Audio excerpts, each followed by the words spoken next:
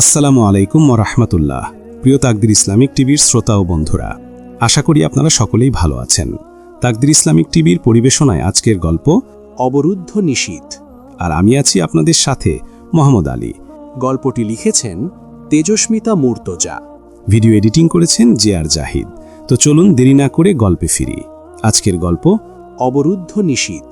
তাকে তুমি বড়জোর আঘাত করে ভেঙে টুকরো থেকে আরও ছোট টুকরোতে পরিণত করতে পারবে, কিন্তু হাজার তোমার আদর্শের পানি আমার উপর পড়লেও আমি আর সেই আগের কাঁচা জয় আমিরে কনভার্ট হব না, যাকে তুমি ইচ্ছে মতো শেপ দিয়ে সাজাতে পারো।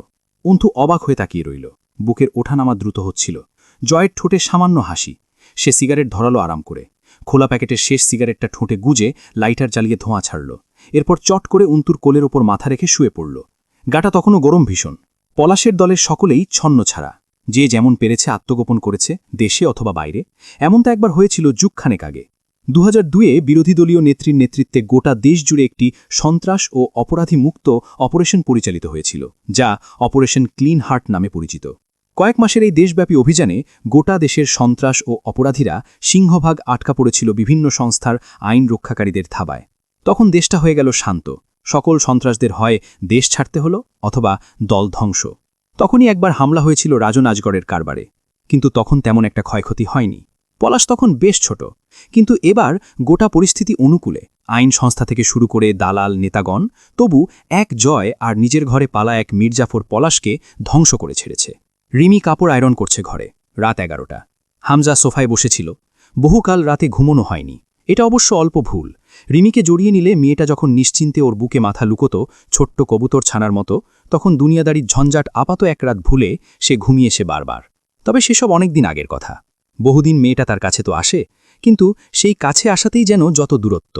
তাতে সংশয়, ঘৃণা অথবা দ্বিধার সমন্বয় ছাড়া কিছু নেই। ভেতরটা প্রশ্ন করে ওঠে, হামজা, তুই কি ভুল করিসনি? করলেও ভুলটা কি? শত্রুকে ঘরে তোলা। আমি ওইটুকুই আপনার পুচকে নিঃসঙ্গ মেয়ে আমার শত্রু? এটাও নতুন বোকামি তোর। যার মনে তোদের জন্য সেই শুরু থেকে বেহিসাবি ঘৃণা, সে কমজোর হোক, তবু মনে রাখতে হবে সে তোর বিরুদ্ধে যে কোনো কিছু করতে পারে।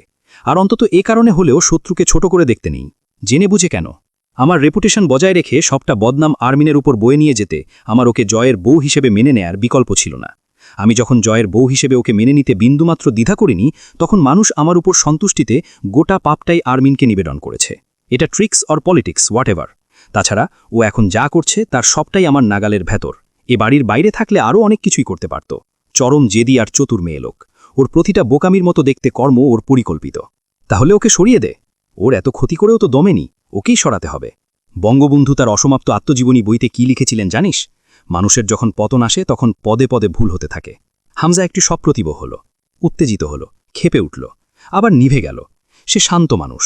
আস্তে করে শুধু বলল, জয় মানবে না। তুই জয়ের পরোয়া করিস? হামজা নিজের দুহাতের তালু মেলে দেখে, এরপর মৃদু হাসে। এই দুহাতে গড়েছি জয়কে। এই হাতে ওর ঘাম মুছে দেওয়ার শক্তি থাকলেও ওকে মিটিয়ে দেওয়ার শক্তি কি আছে? থাকতে হবে। দরকার পড়লে ওর শেষ নিশানাটুকুও মিটিয়ে দেওয়ার শক্তি চাই হাতে। পেতে হলে দিতে হয়। ক্ষমতায়নের পথে ও হোক তোর প্রথম বিসর্জন। হাঁপিয়ে ওঠে হামজা নিজের সাথেকার এই ভয়ানক আলোচনায়। জোরে জোরে শ্বাস ফেলে জয়কে ডাকে, জয়, ও জয়। জয় বেরিয়ে এলো রুম থেকে। হামজা জয়ের মুখের দিকে তাকিয়ে অস্থিরতা অনুভব করে। লোকে বলে জয়ের ওই শক্ত কাঠামোর মুখটা নিষ্ঠুর। হামজা তাতে শুধুই মায়া দেখেছে। জয় খেকিয়ে উঠল, কি সমস্যা? ঘরে বউ নাই? আমায় ডাকাডাকির কি আছে? গম্ভীর হয় হামজা। বস। জয় বসল না। চিৎপটাং হয়ে শুয়ে পড়ল হামজার কোলে। হামজা কাঁধ এলিয়ে সোফায় বসে চোখ বুজে প্রশ্ন করে, আমার যদি তোকে কোনোদিন বলি দিতে হয়? হো করে হেসে উঠল জয়। কোন দেবীর নামে? কোন দেবীর নামে বলি হতে পছন্দ করবি তুই? জয় জবাব না দিয়ে উঠে নিচের দিকে ঝুঁকে বসে হামজার পাশে। পেরেশান কোনো কিছু নিয়ে? হামজা তাকিয়ে থাকল কিছুক্ষণ জয়ের দিকে, তারপর সামান্য হাসল। জয় গান ধরল, জীবন মানেই তো যন্ত্রণা, বেঁচে থাকতে বোধহয় শেষ হবে না। সুর থামিয়ে বলল, অতএব বেঁচে থাকা ইজ ইকুয়াল টু বোকাচোদামি, যার নেশা আমার নাই। কবে দিচ্ছ বলি? হামজা চুপচাপ বসে থাকে। তার আর জয়ের মাঝে কোনো দেয়াল নেই, যা সব সরাসরি। তাদের সম্পর্কের ঐতিহ্য একটাই, যেখানে কোনো লুকোচুরি নেই। সামনে কঠিন দিন, খুব কঠিন। হামজা জয়কে বলে, তুই এখন বের হবি তো? জয় তখন একটা টেনিস বলে রেড টেপ জড়াচ্ছে। হামজা উঠে গিয়ে জয়ের দুটো ওষুধ ও পানি আনল। গম্ভীর হয়ে বলল, এ দুটো খেয়ে নে, আমি রুমে যাব। যাও, আমি খাচ্ছি। মারি চাপে হামজা। কান সারার পর মারব একটা, শুয়োর। আমার সামনে খাবি। শরীর এখন একটু গরম, গলা বসে আছে। ধর, নে। বাড়িটা গা ছমছমে। একসময় বেশ লোকজনে ভর্তি ছিল, আজ নেই। তারা কেউ চলে টলে যায়নি, এক এক করে পরপারে পৌঁছে গেছে। কি ভয়ানক! তুলির জীবনের কি ব্যবস্থা হবে কে জানে। হামজা এখন অন্য তালে বেসামাল। জয় ঘরে যায়। অন্তু ডান কাত হয়ে শুয়ে আছে। কিছুক্ষণ চুপচাপ তাকিয়ে থেকে ডাকে অন্তুকে। অন্তু এক ডাকে উঠে বসে। জয় বলে, চলো ঘুরে আসি। কোথায়? শহর ঘুরে আসি। মধুচাঁদে তো গেলাম না, আজ চলো যাই। জয় অকারণে ঘুরতে যাচ্ছে না। বের হবার আগে জয় একটা চুরির বাক্স রাখল ড্রেসিং টেবিলের ওপর। এ দুটো হাতে লাগাও। কেন? জয় শুধু ঠান্ডা চোখে তাকালো একবার। কোনো জোর জবরদস্তি নেই। অন্তু মুচকি হাসল গোপনে। ভয় ও গোলামি দুটোই আপেক্ষিক। ভয় পেলে মানুষ ভয় দেখাবে, গোলামি করলে কেউ কারোর মালিক হতে পারবে। ভয় না পেলে লোকে ক্লান্ত হয়ে আর চেষ্টা করবে না। গোলামি না খেটে যদি কেউ জান দেওয়া কবুল করে, অধিকাংশ ক্ষেত্রে তার জান নেওয়া হয় না। গোলামি খাটানোরও প্রবণতা কমে আসে সেক্ষেত্রে। এই খেলায় অন্তু জিতে গেছে এতদিনের প্রচেষ্টায়। জয় ও হামজা দুজনেরই বদ্ধ ধারণা জন্মেছে অন্তুকে জোর করে থামানো অথবা রাজি করানো যায় না। জয়ের এই বাপ্পারাজটাই ভাব দেখে অন্তুর মুখ বিকৃত হয়ে এলো। চোখ উল্টে মাথা ঝাঁকালো। জয়ের ভালো ভাব দেখলে অন্তুর শুধু একটাই কথা মাথায় আসে, পেছন মেরে বালুর সেক। চুড়িগুলো চোখ ধাঁধালো সুন্দর, চিকন স্বর্ণের দুটো চুড়ি। অন্তুর ফর্সা হাতে চোখ কাটছিল। জয় গম্ভীর মুখে দেখল তা। বাথরুমের ফেক রুফ থেকে একটা সাদা ধবধবে কাপড়ে মোড়া কিছু একটা বের করল জয়। তাতে একটা হাতে ব্যবহারের মতো ছোট চকচকে কুড়াল। অন্তু জিজ্ঞেস করে, এটা কি কাজে ব্যবহার করেন? করিনি এর আগে। তাহলে রেখেছেন কেন? আমানত। আমানত না ঠিক, হাত বদল হয়ে আমার কাছে চলে এসেছিল মালটা। কারোর হবে? অন্তুর কৌতূহল হয়। কে সে? দায়সারা জবাব দেবেন না আমার প্রশ্নের। জয় লুঙ্গি খুলে প্যান্ট পরতে পরতে জবাব দেয়, এক নারী। অস্পষ্ট শুনতে লাগলো কথাটা, কারণ শার্টের প্রান্ত তখন দাঁত দিয়ে চেপে ধরেছিল। অন্তু অবাক হয়। জয় কখনো কোনো মেয়েকে এমন সম্মান দিয়েছে তা অন্তুর জানা নেই। সে জিজ্ঞেস করে, নারীটা কে? অন্তু ভ্রু কুচকে মিষ্টি হেসে বলে, এই আপনার আগেকার প্রেমিকা টেমিকা হবে নাকি? অন্তুকে দেখে জয় হাসল। তার মধ্যে সেই সব সিস্টেমই নেই। তার সাথে যে সময় দেখা হয়েছিল তখন আমার ভেতরেও প্রেম প্রীতির সিস্টেম ছিল না। অন্তু ভ্রু নাচিয়ে ঠোঁট উল্টায়। তবু বিশেষ কেউই হবে, নয়তো আপনার মতো লোক কাউকে এতখানি সম্মান তো দিতে পারে না। তোমাকে দেইনি? অন্তু শব্দ করে হেসে উঠল, তাতে অজস্র বিদ্রুপ ঝরে পড়ল। দিয়েছেন তো? জয়ের মুখটা চেক চেক প্রিন্টের লাল সাদা গামছায় বাঁধা। জয় গাড়ি নিল ক্লাবের ওখান থেকে। অন্তু দেখল সেই দুর্গের মতো ক্লাব ঘর পুড়ে ধ্বংসপ্রায় হয়ে গেছে। কবির সাথে যেতে চায়। ভাই, আমি যাই আপনার সাথে? তোর শ্বশুরের বিয়ে খাইতে যাচ্ছি শালা, সাথে গিয়ে মুরগির রানে কামড় বসাবা? ভাই, আমি ড্রাইভ করব, আপনি আর ভাবি বসে থাকবেন। আপনার তো শরীর খারাপ। ন্যাকামি করিস না বাপ, বাসায় যায় 2 প্যাক মাল খেয়ে শুয়ে পড় যা। জয় বাংলা, জয় বঙ্গবন্ধু। কবির তবু পেছন ডাকে, ভাই, আপনি ভাবিরে নিয়ে একা একা যাবেন? পরের বার তোর বউটারে দিস সাথে, আজ নিজেরটা নিয়ে ঘুরে আসি। Good night. গাড়ি চলছে, যেন ঘোড়া ছুটেছে। অন্তুর প্রাণ যায়, মনে হচ্ছিল রকেট ছুটেছে। অন্তুর চুলগুলো পতাকার মতো উড়ছিল। অন্তু চিৎকার করল, এত জোরে কোনো মানুষ গাড়ি চালায়? আমি নিশ্চিত এই গুণের জন্য মাঝে মধ্যে আপনার শরীরের ফাল্লা উড়ে যায়। আস্তে চালান বলছি, অথবা এক্ষুনি এই মাঝ রাস্তায় নেমে যাব। পাগল লোক। জয় গা কাঁপিয়ে হো হো করে হেসে উঠল। গাড়ির বেগ আরও বাড়ালো। অন্তু বিতৃষ্ণায় আর কথা বলল না। জয় গাড়ির বেগের সাথে মিলিয়ে গান ধরল, ওই ঝলমলে রোদ আকাশে, তুমি আমি উড়ি বাতাসে। অন্তু কপালে হাত চেপে বসে রইল। অন্ধকার আকাশ, যেখানে চাঁদ অবধি নেই। এইরকম এক মাঝরাতে এমন ঝলমলে সূর্যের গান কেউ ভাবতে পারে? তাও আবার কি এক উদ্ভট গান। গাড়ির স্টিয়ারিং ঘোরাচ্ছে আর শীষ দিচ্ছে। খানিক পর স্পিড কমল। অন্তু একটা কথাও বলল না। ও কমাতে বলেছিল বলে আরও বাড়িয়েছিল স্পিড। এবার স্পিড স্বাভাবিক রেখে গলা ছাড়ল জয়। এই ভাঙাচোরা বুক নিয়ে, অবাধ্য অসুখ নিয়ে, স্বপ্নে রাখা মুখ চলেছে খুঁজে। কুয়াশা ধোঁয়াশা ভরা রাস্তাতে নেমেছে বাজ পাখি খালি হাতে। কানামাছি খেলে যায় কার সাথে মুখ বুঝে। 2 পৃথিবী কিসের চাহিদায় ঘর ছাড়া।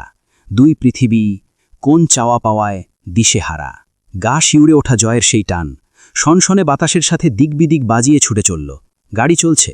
গরমের রাতে চলন্ত শীতল বাতাস বেশ লাগছিল গায়ে। অন্তু চারপাশের ঘন অন্ধকারে হারিয়ে যেতে চায়। পাশে বসে আছে স্বয়ং এক প্রেহেলিকা পাপ। অনবরত শীষ দিচ্ছে আর গাড়ি চালাচ্ছে। কখনো কখনো স্টিয়ারিংয়ে আঙুল বাজিয়ে গুনগুন করছে। একসময় একদম নির্জন গ্রামের দিকে চলে এলো। অন্ধকার রাস্তা, দূর দূরান্ত অবধি আলো নেই। জয় গাড়ি থামালো। না বউ, আর পারছি না, সরি। রাত হলে আমার শরীরে সংগ্রামের আগুন জ্বলে। তা নেভাতে মাল ঢালতেই হবে পেটে। পিছনের সিট থেকে মদের বোতল তুলে শব্দ করে কর্ক খুনল। তারপর এক হাতে যতটুকু চালানো যায় ততটুকু গাড়ি চালিয়ে আরেক হাতে বোতল মুখে ঠেকিয়ে গিলতে লাগল। উৎকট গন্ধ নাকে লাগছিল। মদ খেয়ে গাড়ি চালাচ্ছে লোকটা। এই নির্জন রাত, তার ওপর গাড়ি চলছে ধীরে, যে কোনো বিপদ হতে পারে। অন্তুর ভয় লাগছিল খুব, নিজের বোকামির ওপর ধিক্কার আসছিল। সে কি ভেবে এর সাথে আসতে রাজি হলো সেটাই বুঝতে পারছিল না। এই লোক আসলেই অযথা ঘুরতে বেরিয়েছে, ফুর্তি করতে বেরিয়েছে। অন্তু খানিকক্ষণ চুপ থেকে আর পারল না, কড়া স্বরে বলল, বোতলটা কেড়ে নিয়ে আপনার মাথায় ভাঙি, তার আগে গেলা বন্ধ করুন। বেহেড হয়ে যাবেন যখন তখন, সেই অবস্থা একটা দুর্ঘটনা ঘটাতে চান? আমার বেহেড হওয়া একটু সস্তা না ঘরওয়ালি, কেমন মাতাল মাতাল জড়ানো কণ্ঠে বলল। আজ তোমাকে খুব আদর করতে মন যাচ্ছে বুঝলে, ইভেন রাইট নাও। গাড়ির ভেতর বউয়ের আদর, ভাবা যায়। বলেই বোতলের তরল গড়িয়ে পড়ে পুরো গাড়িতে বিশ্রী গন্ধ ছড়িয়ে পড়ল। অন্তু ঝাড়া মেরে জয়ের হাত সরিয়ে দিয়ে চিবিয়ে বলে, আপনি বেহেড হয়ে যাচ্ছেন, আমি এই রাস্তায় অন্তত আপনার জুলুম মেনে নেব না। না নিলে তাতে আমার কি? আবার হাত বাড়ালো, অন্তুর চোয়ালে আঙুল বোলালো। অন্তু চুপ করে বসে থাকে। ওকে জ্বালানোই মূল উদ্দেশ্য জয়ের আপাতত। কাজ পাচ্ছে না কোনো। রাত 2টো বাজল গন্তব্যে পৌঁছতে। বিশাল গাং, চাঁদহীন আকাশের নিচে অত বড় গাং রহস্য ছড়াচ্ছিল। আশপাশ শ্মশান। তখনই জয় নামল। পাশেই একটা শ্মশান আছে, যাবে? অন্তু ভ্রু কুচকাল। একদম স্বাভাবিকভাবে নামল জয়। ওর মনের কথা বুঝল যেন। কি ভাবছ? বললাম তো, আমি সহজে বেহেড হই না। ওই শালা মাল ও জোচ্চোর, টাকা দিয়ে কিনে খাই, অথচ মাতাল করে না আমায়। শ্মশানে যাবে? তো চলো ঘুরে আসি। কেন যাব?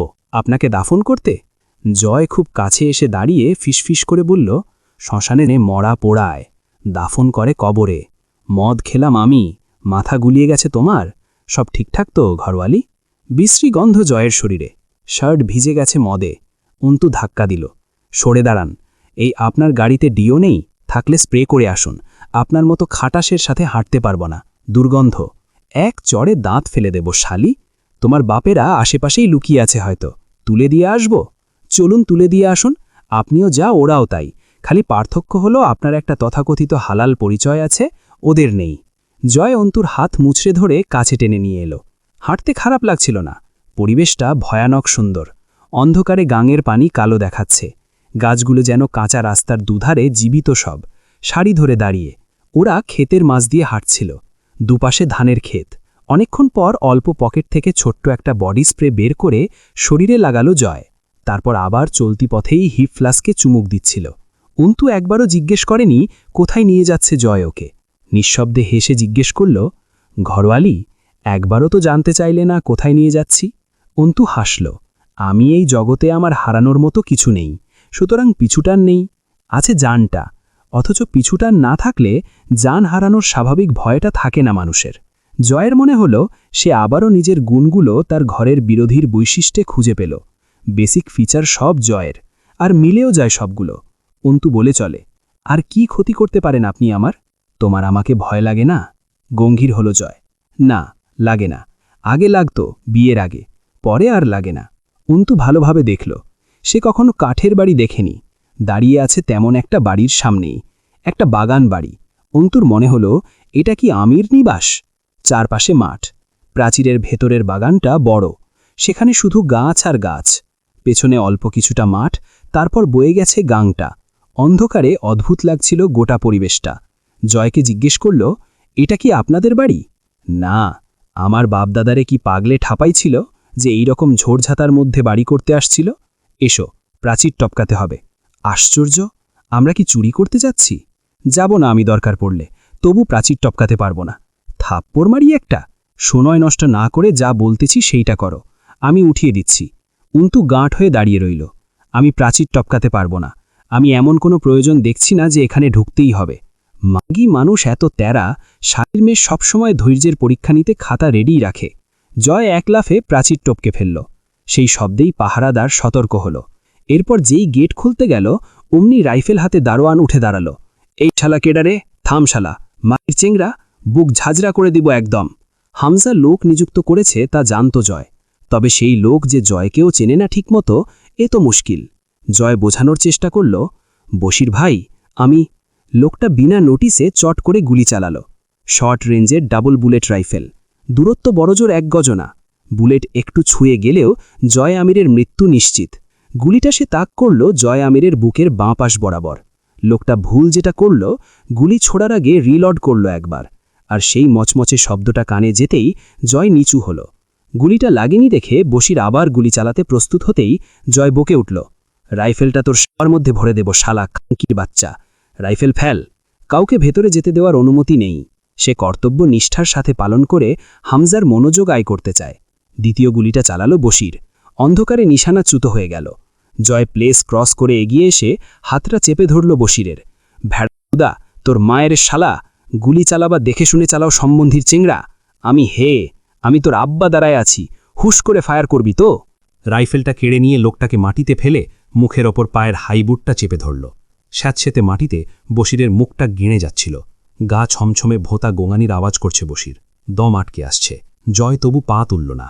অনেকক্ষণ মাটিতে মাথাটা চেপে ধরে রইল জুতো দিয়ে। আনুমানিক মরার অল্প আগে ছেড়ে দিল। উবু হয়ে বসে বলল, আমি জয় আমির। এরপর ফায়ার না শুনে তারপর করবি, শালা নটকির পুত। লোকটা উঠে দাঁড়াতে পারল না। তবু এবার হাত উঁচিয়ে সালাম ঠুকতে চেষ্টা করল। জয় চাবিটা নিয়ে গেটটা খুলে দিল। অন্তু দৌড়ে ভেতরে ঢোকে। কি হয়েছে আবার ভেতরে? গুলি চলল যে? বেঁচে আছেন? জয় আলগোছে হাসে। মরিনি এখনো। অন্তু বলল, তাহলেই হলো। আমার আবার ফিরতে হবে এখান থেকে। একা তো যেতেও পারবো না আপনি ছাড়া। জয় হো হো করে হেসে উঠল।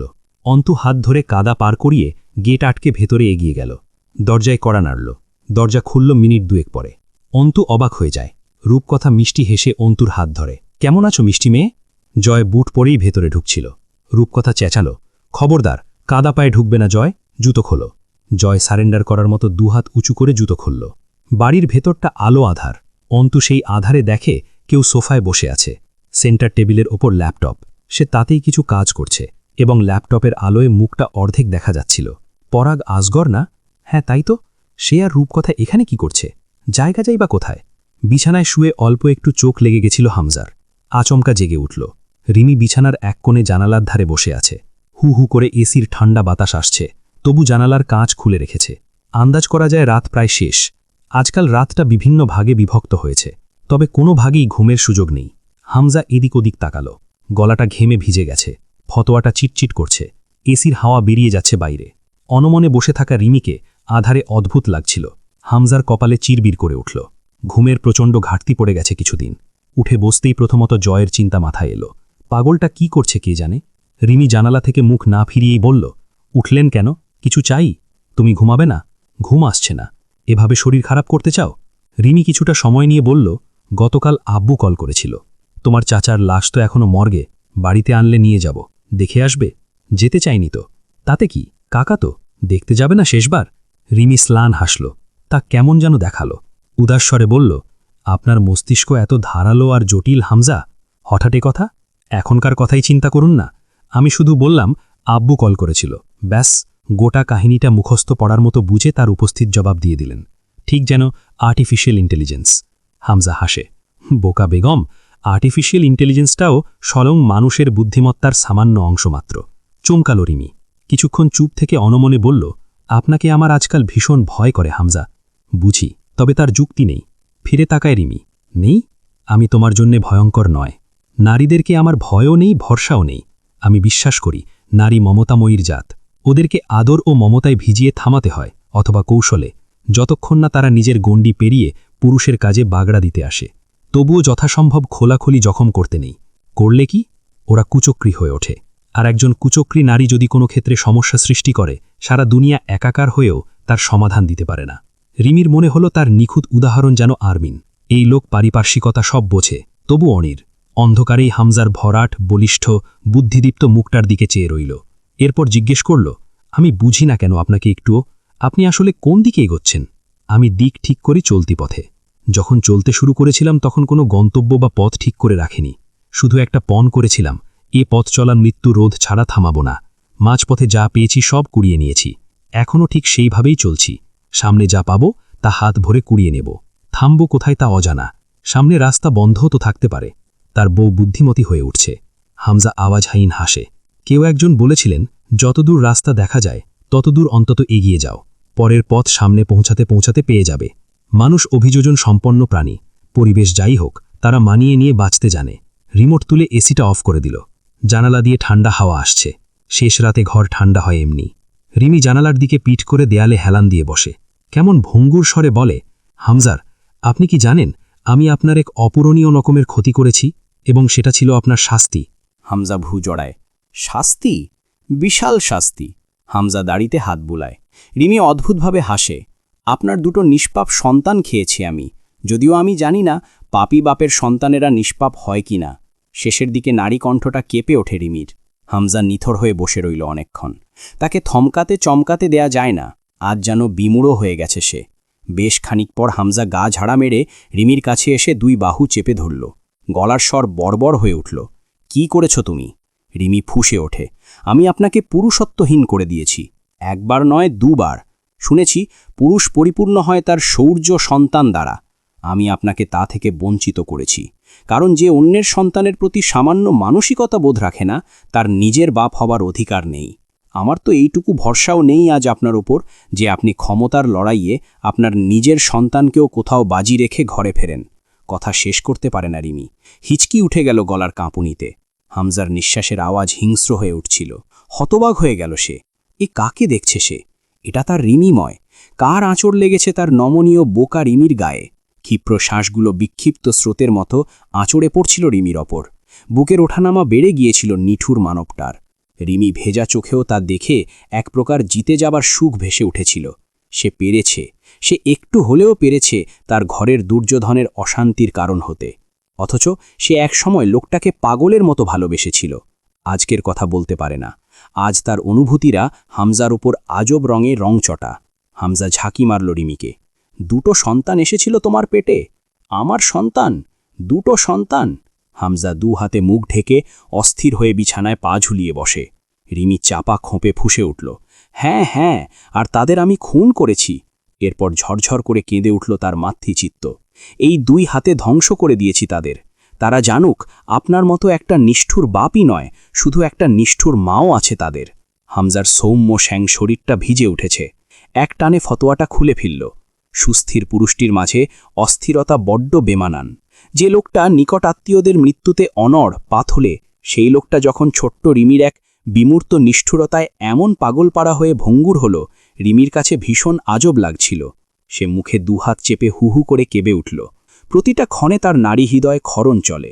প্রতি মুহূর্তে সে জ্বলন্ত চিতায় দগ্ধ হয়। এত উৎপীড়ন হুট করেই যেন নাজিল হয়েছে তার জীবনে। আর পথ দেখানোর জন্য আরমিন। ভুল সঠিক জানে না, শুধু রিমি জানে আরমিন বিশেষ অবিশেষ এক চরিত্র, যাকে এড়ানো যায় না। আরমিনের প্রতি অদম্য ঝোঁক অনুভূত হচ্ছিল। ওই মেয়েটার প্রতিটা কথা অব্যর্থ তীর।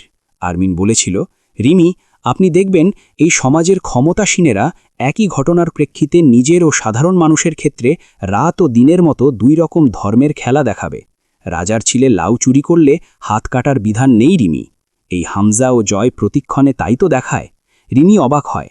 সে রাজনৈতিক পরিবারে জন্মেও কখনো মানুষ ও সমাজের গঠনগত দিক নিয়ে এমন ভাবনায় অবতীর্ণ হতে পারেনি যেসব আরমিন ভাবেও করে।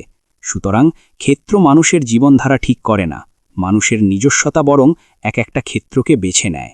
জয় পরাগকে বলেছিল, ওনাকে নিয়ে বাইর হয়ে যান আপনি। রূপকথা দৃঢ় স্বরে বলে উঠল, আমি কোথাও যাব না জয়, তুমি আমাকে ঠিক কতটা দুর্বল ভাবো। জয় জবাব দেবার প্রয়োজন মনে করল না। মহিলা মানুষকে লাই দেওয়ারও নয়, আবার তাদের সামনে বাহাদুরি দেখানোরও নয়। এমনিতেই ওরা পুরুষের অধীনস্থ, দুর্বল, অবলা। তাদের উপর বাহাদুরি দেখানো বা মূল্যায়ন করা দুটোই ছোট লোকই ব্যাপার স্যাপার জয়ের কাছে। অন্তু অন্তত মুস্তাকিনের পরাগ হয়ে যাওয়ার বিষয়টা নিয়ে প্রশ্ন করেনি, তাতে জয় অবাক হল। রূপকথা জেদ ধরে বসে থাকে, আমি কোথাও যাব না। কি করবে তুমি? আসলে আপনি থাকলে আমি আমার কাজে সামান্য অপ্রস্তুত বোধ করতে পারি। মেয়ে লোক, তার উপর কি বলো? মেয়ে লোক? তাচ্ছিল্য হাসে রূপকথা। নারী বিদ্বেষ বা অবমাননা যায়নি এখনো। অন্তু, তুমি কি করলে এতগুলো দিনে? ওর ভেতরে এখনও পৌরুষ অহংকার ভরপুর দেখছি। কথা না বাড়াই কথা আপা, পরাগের সাথে চলে যান। যাব না আমি, বলেছি তো। আর কোথায় যেতে বলছো? জয়ের চোখে মুখে নিদারুণ গাম্ভীর্য। সোফাতে বসে টাকলোর কাছের প্যান্ট ঠিক করছে অকারণে। ঢুকার পর মুচকি হেসে পরাগ একবার অন্তুকে জিজ্ঞেস করেছিল, ভালো আছেন ম্যাডাম? অন্তু কেবলমাত্র অতি সামান্য হাসি দিয়েছিল। সে বুঝছে জয়ের মতো ধূর্ত শেয়াল অকারণে এমন একটা জায়গায় আসার লোক নয়। জয় খানিক বাদে আচমকাই হাসল। কেমন অপার্থিব ভয়ানক সেই হাসি। রূপকথাকে বলল, যান, দেখা করে আসুন একবার। কাঠের এই বিদেশি গড়নের বাড়িটা রাজন আজগর পলাশকে উপহার দিয়েছিলেন।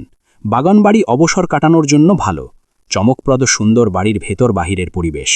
বেসমেন্টের দরজা ঠেলে রূপকথা ভেতরে ঢোকে। ঘুটঘুটে অন্ধকার, কারো রুদ্ধশ্বাসের ভোটা আওয়াজ পাওয়া যাচ্ছে। আলো জ্বালায় রূপকথা। মেঝেতে পড়ে আছে পলাশ, ডান পায়ে শিকল আটকানো। সেটা না থাকলেও ছোটার ক্ষমতা নেই। শরীরে ড্রাগের মাত্রা অত্যাধিক।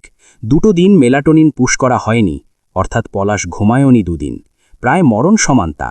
তার একাধিক মানসিক রোগের মধ্যে তীব্র ঘুমহীনতা একটা।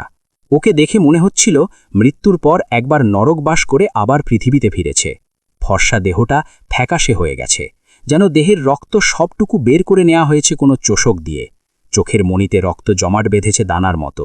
শুধু হালকা আলোতে চোখের মণিটা জলজল করছিল।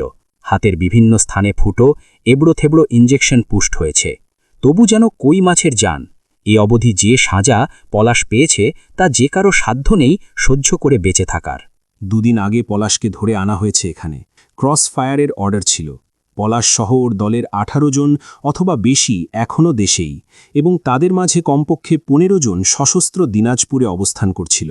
সরাসরি র্যাপিড অ্যাকশন ব্যাটালিয়ন টিম রাজধানী থেকে নাজিল হয়েছিল পলাশের খাতির করতে। বছরের পর বছর ধরে রাজান আজগর দেশের টেররিজমে বহুত অবদান রেখেছেন। তার রাখা অবদানে মানি লন্ডারিং তার মাঝে অন্যতম। কঠিন এক অপরাধ। যদিও এটা গোটা বাংলার সর্বত্র ও সর্বোচ্চ প্রচলিত অপরাধ, তাই এটাকে অপরাধ না বলা ভালো, কারণ মানি লন্ডারিং কার্যক্রমটা আম জনতার দ্বারা সাধারণত ঘটে না। এটা ঘটে দেশের উচ্চাসনে বসে থাকা তথাকথিত জনপ্রতিনিধিদের দ্বারা অথবা তাদের সাপোর্টে থাকা ক্রিমিনালদের মদদে, যাদেরকে রাজনীতিবিদ বলা হয়, জনসেবক ও উন্নয়নের কর্ণধারও বলা হয়। তারা কিছু করলে নিশ্চয়ই জনগণের ভালোর জন্যই করেন। দেশের অর্থ সম্পদ চুষে নিয়ে গিয়ে বিদেশি ব্যাংকের লকার ভর্তি করাটা নিশ্চয়ই এক প্রকার দেশ সেবাই, হোক সেটা নিজের দেশের পেছন মেরে অন্য দেশের অর্থব্যবস্থাকে সাপোর্ট করা। এই অর্থ চোরাচালানের কাজে রাজনীতিবিদ ও সন্ত্রাস গোষ্ঠী একে অপরের তালা চাবি, একটা ছাড়া আরেকটা অচল। সন্ত্রাসরা সাধারণত পুঁজিবাদের নামে বিশাল ব্যবসার মতো দেখতে একটা ক্ষেত্র তৈরি করে, তার মাধ্যমে দেশের বাইরে একদম নিরাপদ উপায়ে অর্থ চালান করার সুগম সুযোগ করে দেন দেশের সম্মানিত উচ্চ শ্রেণীর জনপ্রতিনিধিগণ। অথচ এই অর্থ আসছে কোত্থেকে এবং মূল খাত কোথায় তা জানার উপায় থাকে না হাত বদল হতে হতে। সর্বশেষে যে হাত থেকে অর্থ হস্তান্তর হয় তা দেখে লাগে অর্থ পুরোটাই বৈধ, এক লিগ্যাল বিজনেস ইন্টারেস্ট টাইপ কিছু। অপরাধ কোথায় এই অর্থে? মূলত পলাশের মাধ্যমে চালান করা অর্থগুলোর অধিকাংশ ছিল দেশের জনপ্রতিনিধিদের দেশ শোষিত মাল, ভদ্র ভাষায় রাজনৈতিক দুর্নীতির মুনাফা। সেটার একটা দৃশ্যমান খাত ছিল রাজান আজগরের বিশাল কারবার, মাদক, প্রতিত্যাবৃত্তি, চাঁদাবাজি, সম্পত্তি নিলাম, পাচার, খুন, জুয়া ইত্যাদি। পলাশ দিনাজপুরে একজন টাটকা চাঁদাবাজ, সুদখোর। তাদের মূল কারবার রাজধানীতে। বিভিন্ন স্থানে আবাসিক হোটেল, ক্যাসিনো, জাল টাকা, নারী ব্যবসা প্রভৃতির ধান্দা সব রাজধানীতে চলে। প্রথমত 2002-এ দেশ থেকে প্রায় সন্ত্রাসবাদ নিপাত হয়েই গেছিল অপারেশন ক্লিন হার্টের বদৌলতে। এর কিছুকাল পর রাজধানীতে ঢাকার সর্দার ইন্ডাস্ট্রিজের মালিক জুলফিকার সর্দারের নাতির হাতে পলাশের বাবা খুন হল।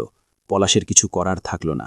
মূলত তখনই পলাশ ভার্সিটির পড়া ছেড়ে পুরো দমে অন্ধকার রাজনীতি ও কাকার কারবারে মনোনিবেশ করে।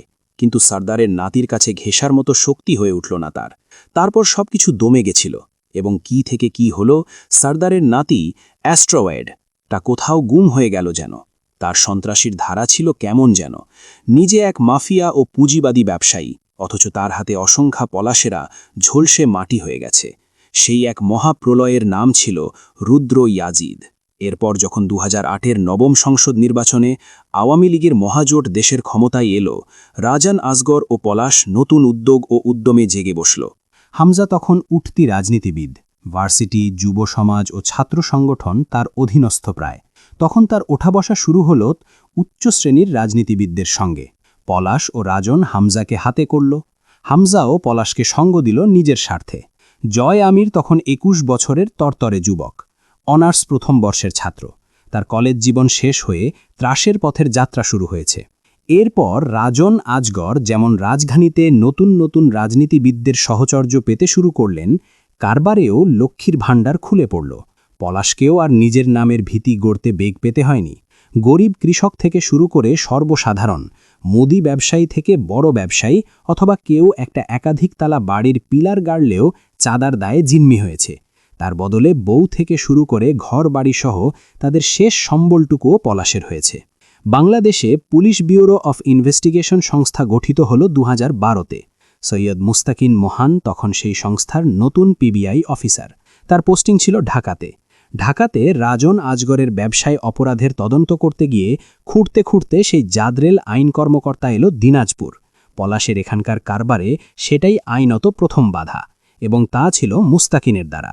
কিন্তু মুস্তাকিন মোহানের এই দুঃসাহসিক কর্মকেই তার কাল হতে হলো, কারণ এটাই বাংলার নীতি, মূলত রাজনীতি। মুস্তাকিন মোহান কেচো ইতোমধ্যেই খুঁজে পেয়ে গেছিল, বহু প্রমাণ আর তথ্য একত্র করে ফেলেছিল। তাকে আর কিছুদিন খুঁড়তে দিলে সরাসরি সাপের পুরো বংশধর টেনে বের করে আনত। সেই সুযোগ তো দেয়া যায় না। এর মাঝে সে একবার গেল কারাগারে জামায়াত শিবিরের এক বন্দী কর্মীর সঙ্গে দেখা করতে। ব্যাস, জনসেবকদের কাজ সহজ হয়ে গেল। পিবিআই অফিসার সৈয়দ মুস্তাকিন মোহান একজন সরকারি কর্মকর্তা হওয়া সত্ত্বেও সে দেশদ্রোহী মনোভাব পোষণ করে এবং দেশবিরোধী ও জঙ্গি গোষ্ঠীর সাথে লেওয়াজ রয়েছে তার। সুতরাং তাকে বরখাস্ত করা হলো। বন্দীরা হলো যুদ্ধাপরাধী সব, তাদের সাথে দেখা করা অপরাধ, এবং সেই অপরাধে বরখাস্ত কর্মকর্তা সৈয়দ মুস্তাকিন মোহান কাজ থামিয়ে দিলে বোধহয় বেঁচে থাকত কিনা বলা যায় না, কিন্তু তার কার্যক্রম চলছিলই। এতে করে গোপনে তাকে সরিয়ে দেবার অর্ডার এলো, যেটা কোনো পার্টির লোক অথবা পলাশ শখে করে দিতে পারত। অথচ তাদের শিকারকে ছিনিয়ে নিল একদিন জয় আমির। সালটা 2013-এর মাঝামাঝি। জয় আমির মুস্তাকিন মোহানকে খুন করে ফেলল। যখন মুমতাহিনার কেসটাকে মিছে মিছে হ্যান্ডেল করছিল মুস্তাকিম নামধারী পরাগ আজগর, তখন তার কাছে একটা হুমকি স্বরূপ চিরকুট এসেছিল। ধারণা করা হয় ওটা পাঠিয়েছিল মুরসালিন মোহান অথবা ওদেরই কেউ। দুদিন আগে রাত 2টোর দিকে পলাশ ছিল দিনাজপুরের 3 নম্বর আবাসে। ওটা চেহেল গাজীর মাজারের অদূরে ঢাকা দিনাজপুর মহাসড়কের পাশে 3তলা বাড়ি। ওর বাড়ির সীমানা থেকে 4 ফুট দূরে পাশের দোতলা বিল্ডিংটা একটা এনজিওর অফিস। এই বাড়িতে কিছু অস্ত্র, চেক বই, ক্যাশ টাকা নেবার উদ্দেশ্যে ওখানে যাওয়া তার। সেই রাতেই তার দক্ষিণ দিনাজপুর হয়ে হাকিমপুর দিয়ে হিলি বন্দরের ওপারে বাংলাদেশ ভারত সীমান্ত পেরিয়ে চলে যাওয়ার কথা ছিল। হিলি বন্দরে পলাশের ভারতীয় মাল আসে মাঝে মধ্যেই, বহু চেনা জানা লোক আছে। কিন্তু ব্যাটালিয়ন ফোর্স যে রেডি এবং পলাশকে তাকে তাকে রেখেছে তা পলাশ জানত না তখনও। মাঝার মরার আগে জয়কে পলাশের সম্ভাব্য অবস্থান বলেছিল, কিন্তু হামজার কাছে খবর এলো সে দেশ ছাড়ছে। বড় অঙ্কের একটা ক্যাশপাতি থাকে ওই বাড়িতে। দেশ ছাড়ার আগে ওই বাড়িতে যাওয়ার সম্ভাবনা 90%। এটা কথায় কথায় পরাগ জেনে গেছিল। তথ্যটা সেই আইন সংস্থার কাছে পৌঁছে দিয়েছে সেরেছে লোক মারফতে। জয়ের মুখের বাংলা গালিও শুনতে হয়েছে এর বদলে। অকাম ঠাপানো সারা একটা কাম করে রেখে দিলা, তোমার তর্স হয় না? এতকাল বাল চেটে ছাইছো, এখন আর সইতেছিল না? তোমার শ্বশুর আব্বাদের যদি বলতেই হয় তো কি আমি বলতে পারতাম না? এবার যদি কোনোভাবে পলাশ হাতছাড়া হয়ে যায়, পুলিশ যদি ওকে ধরে ফেলে, ওর বদলে তোমার কোরবানি হবে বিনা চাঁদে। সম্বন্ধীর চেংড়া আমার। পরাগ খিচে উঠল, কথাবার্তা সাবধানে বলবে। পলাশকে তোমার অথবা পুলিশের হাতে দেওয়ার সাথে আমার স্বাদ নেই। আমি শুধু চাই ওর শেষ হয়ে যাক। তুমি তোমার মতো ভাবছো, আমি আমার মতো ভেবেছি। একটু খেটে ধরো, ও এখনও ওই বাড়িতেই আছে। পারলে পুলিশের হাত থেকে বাঁচিয়ে নাও। মনে রেখো, ও কিন্তু একা না। ওর কাকার রেখে যাওয়া চেলা এসে দিনাজপুর জুটেছে ওকে সঙ্গ দিতে। Best of luck. পলাশ তখন মাতাল। সবকিছু গুছিয়ে রেখে সোফায় বসল। শরীরটা আউলে গেছে। কয়দিনের হয়রানিতে যাচ্ছে তাই হাল। পরাগকে না মেরে যাওয়ার ইচ্ছে ছিল না পলাশের। তার কানে সবই এসেছে পরাগ কি করেছে। থাওয়া পড়া দিয়ে পালন করে তার সহায়তায় ধ্বংসের মুখ দেখা, আবার তাকে জীবিত রেখে ফেরারি হওয়া পলাশের সই ছিল না। তবু এই অবস্থায় দেশের মাটি তার কাল। তাই কিছুদিন দেশের বাইরে আন্ডারগ্রাউন্ড থেকে পরে আবার ফেরাটাই বুদ্ধিমানের লক্ষণ। সব পরিকল্পনা পাক্কা তার। কিন্তু রূপকথা, সে বাগান বাড়িতে তখনও 10-12 বার কল করেছে, রূপকথা রিসিভ করেনি। পলাশের মাথায় আগুন জ্বলছিল। ইচ্ছে করছিল পরাগকে পরে মারলেও উচিত আগে বউটাকে অন্তত মেরে রেখে যাওয়া। ঘরের বউয়ের বিপদের সময় এমন জোচ্চুরি ছোঁয়া যায় না। তখন রাত 12টা পার। ভাবাও যায় না আইনের বিচ্ছুগুলো এই অসময়ে হানা দিতে পারে। ওর যাত্রা শেষ রাতের দিকে। আজ বন্দর, আগামী রাতে বর্ডারের ওপার। কিন্তু তার আগেই বাড়ি ঘিরে পুলিশের সাইরেন বেজে উঠল। পলাশের বিশ্বাস হচ্ছিল না। সে ভাবল বেশি মাল খাওয়ার কারণে এমনটা হচ্ছে। ততক্ষণে লোহার গেটে তাণ্ডব শুরু হয়েছে। প্রাচীরের ওপরে কাঁচের টুকরো থাকায় প্রাচীর টপকানো যাচ্ছিল না। দারোয়ান ছুটে এলো, পলাশ ভাই, পুলিশ আইছে ভাই, সামনে পিছনে চারদিক খালি পুলিশ। বাড়ির পেছনে ছোট্ট ডোবা, তার ওপারে একটা আমবাগান। সেই আমবাগানে পলাশ জুয়ার আসর বসাতো মাঝে মধ্যেই। ওখানেই রুদ্র ইয়েজিদ পলাশের বাপকে মেরে দাফন করে রেখে গিয়েছিল। হাতটা কবরের ওপর ফুলের তোড়ার মতো বিছিয়ে রেখে গিয়েছিল। সেটা দেখে টের পেয়েছিল কবরে ওর বাপের দেহ শোয়ানো। পলাশের বাড়ির মূল ফটক ভেঙে কালো পোশাকের ফোর্স ঢুকল ভেতরে। রাইফেল পিস্তল রেডি। পলাশ অনেকটা বেহেট তখন। টলমলে পায়ে পেছনের দরজা দিয়ে বেরিয়ে দরজাটা বাইরে থেকে আটকে দিল। প্রাচীরের সাথে বাড়ির ব্যাকসাইডে আসার যে রাস্তা সেটাও আটকানো। পেছনের দরজাটা না ভাঙা অবধি অন্তত সময় পাবে পলাশ। ছোট্ট পুলটা পেরিয়ে যাওয়ার সময় ওপরতলা থেকে আলো পড়ল ওর ওপর। দ্রুত লুকিয়ে পড়ল ঝোপের আড়ালে। পেছনের দরজা অবধি আসতে একটু ঘুরতে হবে ওদের। বাড়ির নকশা জটিল, কিন্তু ততক্ষণে বাহিনীর কয়েকজন সিঁড়ি বেয়ে ছাদে উঠে গেছে।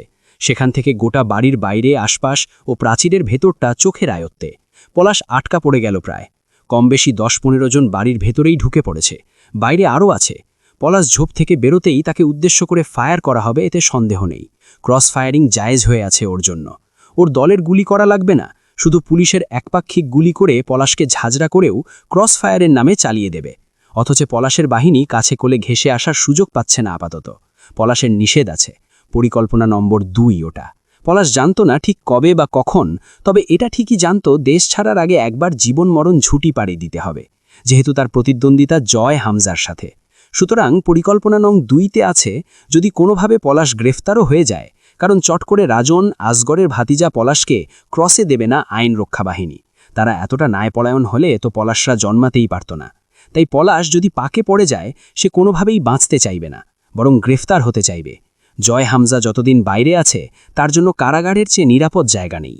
আর বাংলাদেশের কারাগার হলো সবচেয়ে বড় কারবারের জায়গা। বিচারের পর পলাশের যদি ফাঁসির আদেশও আসে, তবু সে কারাগারে নিরাপদে সময় পাবে। সুতরাং তখন বাইরে থাকা দলের লোক সরকার প্রধান অথবা বাহিনীর মূল হোতাদের মাঝে কারোর সঙ্গে র্যাকেটিয়ারিং টাইপের কিছু মিছেমিছি তামাশা খাড়া করবে। বিনিময়ে গোপনে পলাশের মুক্তি দাবি করবে। এতে পলাশ বরং আরও সরকারি কর্মকর্তাদের হেফাজতে কারামুক্তি ও আত্মগোপনের সুযোগ পাবে। এই পরিকল্পনাকে মাথায় রেখে পলাশ বসে রইল ঝোপের মাঝে। দোতলার জানালো দিয়ে দুজন কর্মকর্তা মেশিনগান তাক করে আছে, তবে গুলি চালাচ্ছেন না। চালায় ও সাধারণত। এরকম একটা সাংঘাতিক অপরাধী মবস্টার যদি হাতের মুঠোয় থাকে, তাকে গুলি করার মানে হয় না। জিজ্ঞাসাবাদ ও বিচার এবং আইনত শাস্তি এদের জন্য অবধারিত।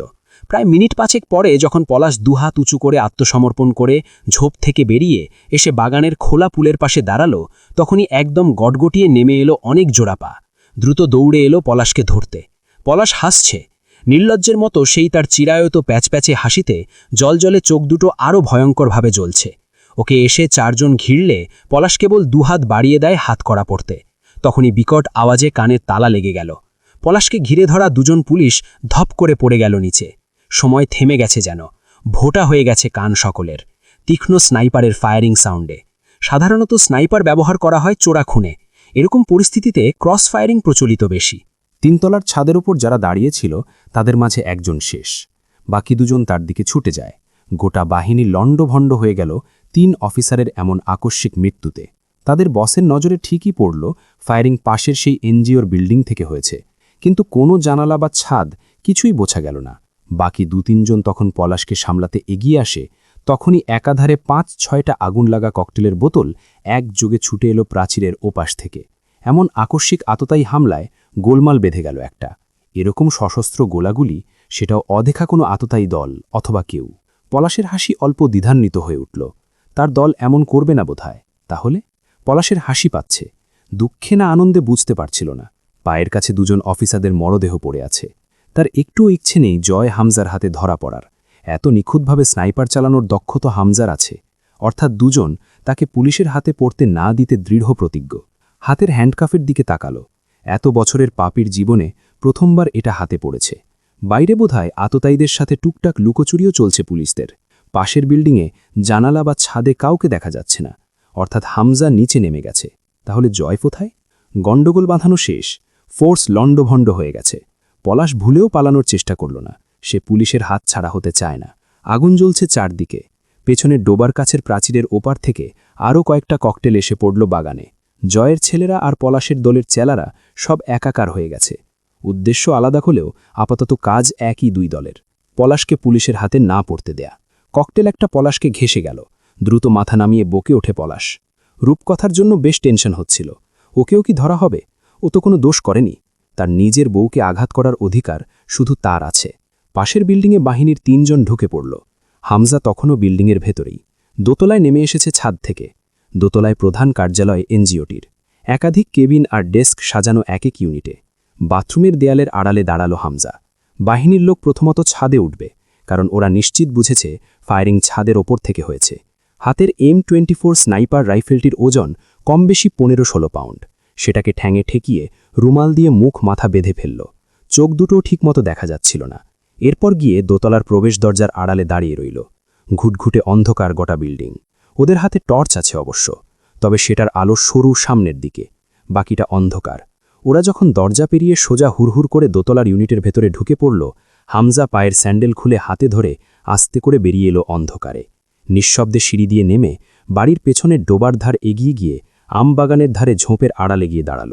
জয় কারো অস্তিত্ব টের পেটেই পেছন না ঘুরেই পিস্তলের মুজেলটা হাত বাঁকিয়ে তার পেটে তাক করে। হামজা শান্তস্বরে বলল, এখানে বেশিক্ষণ দাঁড়িয়ে থাকিস না, এই ঝোপটাকেও সার্চ করা হতে পারে, এগিয়ে যা। জয় খ্যাক খ্যাক করে উঠল। ভাই, তুমি এইখানে কার বাল লাড়তে আইসো? ফোর্স ছড়ায় পড়ছে চারদিকে। কবির দাঁড়ায় আছে মোড়ের ওপারে, বাড়ি যাও। আরমিন, ভাবি, তুলি বাড়িতে একা, কেউ নাই কিন্তু বাসায় ওরা ছাড়া। হামজা জয়কে ছোট্ট একটা পকেট চাকু ধরিয়ে দিয়ে বলল, এটা রাখ। মুখের রুমালটা খুলে জয়ের হাতে পেঁচাতে পেঁচাতে বলল, সাবধানে ব্যবহার করবি ওটা, হাতে লাগলে সর্বনাশ। জয় ঠেলে বের করে দেয় হামজাকে। যাও তুমি, আমার কিচ্ছু হবে না। তখনও চারদিকে তোলপাড় হয়ে যাচ্ছে। আরও ব্যাকআপ টিম এসে ভরে গেছে চারদিকে। সব ছড়িয়ে পড়েছে চারপাশে। ৩ জন অফিসার অজানা আততায়ীদের গুলিতে নিহত। তাতে খেপা মৌমাছির মতো ছিটকে পড়েছে গোটা এলাকায় সবগুলো। বাহিনীর লোক ভাবেনি পলাশকে ধরতে এমন কাণ্ড হবে। হবার কথা তো নয় আসলেই, কিন্তু হামজা স্পটটা পেরিয়ে বাকিটা পথ আরাম করে আম পাবলিকের মতো হেঁটে এসে মোড়ের এপারে কবিরকে বলল, সিচুয়েশন হ্যান্ডআউট হয়ে গেছে, জিপ নিয়ে তুই জয়ের কাছে যা, উল্টো পথ ধরে যাবি, তারপর পলাশের বাড়ির পেছনের আম বাগানের ভেতর থেকে ঢুকবি। জয় ওদিক দিয়ে বেরোবে, অন্য উপায় নেই আর। আচ্ছা ভাই। কবির কোনো মতো মাথা নেড়ে গাইগুই করা শুরু করল। জয় ভাই বলছে আপনারে বাড়ি পৌঁছায় দিতে। হামজা নীরব চোখে তাকালো। আর আমি কি বলছি? কবির আর একটা কথাও বলল না, চুপচাপ সোজা জিপে উঠে বসল। যাবার আগে শুধু আস্তে করে একবার বলল, ভাই, আপনি কি আলাদা গাড়ি করে বাড়ি যাবেন? বাড়ি যাব না আপাতত, বাড়িতে কয়েকজনকে রেখে এসেছি, তুই দ্রুত যা। কবির চুপচাপ চলে যায়। হামজা জয়কে এমন অবস্থায় ফেলে বাসায় যাবে এই ভাবনা ভাবার মতো কঠিন বোকামি করেছে সে বুঝল। পলাশ তখনও পুলের ধারে দাঁড়ানো। ওর হাতে হ্যান্ডকাফ পরানোর পর পুলিশদের ওর দিকে আর খেয়ালই নেই। পুরো মনোযোগটা ৩ মরদেহ ও অজানা হামলাবাদীদের ওপর পড়েছে। পলাশের কাছে তখন মাত্র 2 জন রক্ষী, তবু বেশ দায়সারাভাবে দাঁড়িয়ে, কারণ পলাশের কোনো হেলদোল নেই। সে যেন হাত কড়া পড়ে বেশ সুখেই দাঁড়িয়ে আছে। হাত দিয়ে মাঝে মধ্যে পকেট হাতড়ানোর চেষ্টা করছে। একটু লেবু পানি পেলে ভালো হতো। মাথাটা ঝিমঝিম করছে তার। জয়ের মুখ বাঁধা, তবুও বোতলের কর্ক খুলতেই ঝাঁঝালো এক শ্বাস আটকানো ধোঁয়ার মতো গন্ধ এসে নাকে ঠেকল। হালকা কেশে উঠল জয়। লোহার গেটনির ছিটকিনির ওপর অল্প অল্প করে তরল ঢালছিল। তাতাল ছোঁয়ায় প্লাস্টিকের মতো ক্ষয় হয়ে হয়ে পড়ছিল ধাতুগুলো। মাটিতে পড়ার পর চিরচির করে শব্দ হচ্ছিল। একসময় গোটা ছিটকিনির সিস্টেমটাই ক্ষয় হয়ে পুরো নিঃশেষ হয়ে গেল। জয় বোতলটার কর্ক কোনোমতে আটকে বোতলটা দূরে ছুঁড়ে মারল। হাতের রুমালের ওপর পড়েছে বোধহয় 2-1 ফোঁটা। রুমাল না পেঁচানো থাকলে হাতে লাগত। পিস্তলের ম্যাগাজিন খুলে কয়েকটা M1 লোড করে সাইলেন্সার লাগিয়ে নিয়ে আস্তে করে গেটটা খুলে ভেতরে ঢুকল। শুকনো পাতা পড়ে গাদা হয়ে আছে। হাই বুটের নিচে মরমর করছিল। পলাশ এদিক ওদিক তাকিতুকি করছিল। জয়কে দেখে ভ্রু কুঁচকে ফেলল। তারপর কেমন একটা অস্থিরতা ঘিরে ধরল পলাশকে। হাজার হোক, এই জয়কে পলাশ ছোট থেকে দেখেছে। হোটেলে একসাথে বসে মদ খাওয়া, আড্ডা দেয়া, তার সামনে এমন নিকৃষ্ট অপরাধীর মতো দাঁড়াতে বেশ অপ্রস্তুত লাগছিল পলাশের। তারা দুজনই পাপিষ্ঠ, অথচ সেই সব পাপকে ছাপিয়ে আজ এক পাপীর কাছে আরেক পাপী হয়ে ধরা দিল। জয় ইশারায় সালাম দেয় পলাশকে। পলাশ ছাড়া আর কারো সাধ্য নেই জয়কে চেনার। এমনভাবে প্যাকিং করেছে নিজের। পুলিশ দুটো জয়কে খেয়াল করে রাইফেল তাক করার আগেই লুটিয়ে পড়ল মাটিতে। জয়ের সেমি অটোমেটিক পিস্তলে 3টে বুলেট, 2টো প্রাণহীন দেহ। পলাশ দৌড়ে ভেতরের দিকে এগিয়ে যেতে চায়। ফোর্সের সবাই সামনের দিকে। এটাই বোকামি ওদের। দুজনকে রেখে ওরা নিশ্চিন্তে আততায়ী খুঁজছে। অবশ্য কারণ আছে, এখনও খণ্ডযুদ্ধ চলছে সামনে। পলাশ বাড়ির পেছন দরজা অবধি পৌঁছাল না। জয় নিখুঁত নিশানায় পলাশের ডান পায়ে গোড়ালি বরাবর শ্যুট করল। থুবড়ে পড়ে যায় পলাশ। তখনই ঢুকল কবিরের সাথে 3 জন। পলাশের মুখে খানিকটা কাপড় গুজে ওকে টেনে বাগারের ভেতরে নেওয়ার পর পুলিশের কয়েকজন এপারে এলো। গোটা ঘটনাটা পুলিশ বাহিনী পলাশের বাড়িতে ঢোকার 5 মিনিটের মাঝে ঘটে গেল। একই সাথে বিভিন্ন দিকে বিভিন্নভাবে সেট আপ হয়ে শেষ অবধি জয় গাড়ি ভাগিয়ে আমবাগান পেরিয়ে ঢুকে পড়ল এক গ্যারাজে। সেখানকার শাটার ডাউন হল। পুলিশের বাহিনীর নাগালের ভেতরেই তারা। তখন নাগাল ছাড়ানো ফেরারি। পলাশের পায়ের গুলিটা কোনোমতো পা ছুঁয়ে গেছিল। নেহাত থামানোর উদ্দেশ্যে গুলি ছোড়া। কোনোমতো রক্ত বন্ধ করে ওকে সাডেটিভ ড্রাগ দেয়া হলো। শেষ রাতের দিকে যখন গাঙের পাড়ের বাড়িতে পৌঁছালো ওরা, রূপকথা চুপচাপ দাঁড়িয়ে আছে জানালার ধারে। কবির অবাক হয়ে যায়। হামজা বসে আছে সোফায়। বাড়িতে না গিয়ে এখানে এসে জয়ের অপেক্ষা করছে। কি দৃঢ় বিশ্বাস, জয় জয়ী হয়েই ফিরবে। সে জয়কে সেই ধাঁচেই গঠনগতভাবে কাঠামো দিয়েছে। পলাশের বাড়ি, নির্জন জায়গা। কারো সন্দেহও হবার কথা নয় যে পলাশ এভাবে পালিয়ে নিজের কোনো বাড়িতে যাবে। হলেও সে ব্যবস্থা আছে। পুলিশের ধারণা পলাশকে নিয়ে পালিয়েছে ওর দলের লোকেরা। রূপকথা স্বামীকে সেরাতে একবার দেখেছিল অচেতন অবস্থায়। জয় ওকে ধরে নিয়ে এসে বেসমেন্টের এই কক্ষে শিকল কুড়িয়ে রেখে গেছে। তারপর যেসব অমানুষিক অত্যাচার করা হয়েছে সেসব সময় রূপকথা দূরে থেকেছে। ওসব ভালো লাগে না। পলাশের গোঙানি কানে এলে নিজের সেই সব দিনের কথা মনে পড়ে যায়। বিশেষ করে বিয়ের সেই প্রথম রাত। তার ফর্সা নমনীয় অক্ষত চামড়ায় পলাশের পাগলাটে থাপা পড়েছিল। এরপর আর সব, কত যন্ত্রণা, কত ছটপটানি, প্রতারণা আর বাধ্যগত সেই সব পাপ। নিষ্পাপ এক চাঁদ মুমতাহিনা। রূপকথার নিজেকে নোংরা কীট মনে হয় সর্বক্ষণ। রূপকথা মেঝেতে আঁচল বিছিয়ে বসে। জয় তাকে কতটুকু সময় দেবে পলাশের কাছে কাটানোর জানা নেই। তার কেমন লাগছে, কে জানে কেমন লাগছে। এই লাগার নাম নেই, বর্ণনা নেই। সে কি শেষবার মানুষের মতো দেখতে এই পশুকে দেখছে? বিয়ে আগ অবধি যে তার পলাশ ভাইয়া ছিল, এরপর হলো নরকের দ্বাররক্ষী। আচ্ছা, রূপকথার অস্থির লাগছে কেন? কি সব হিসেব নিকাশের অঙ্ক ঘুরপাক খাচ্ছে জীবনের? অবর্ণনীয় সব অযাচিত অনুভূতিরা নৃত্যরত চার ভারে। অনেকক্ষণ বসে থাকে পলাশের মাথার কাছে। খুব ধীরে নিঃশ্বাস পড়ছে পলাশের।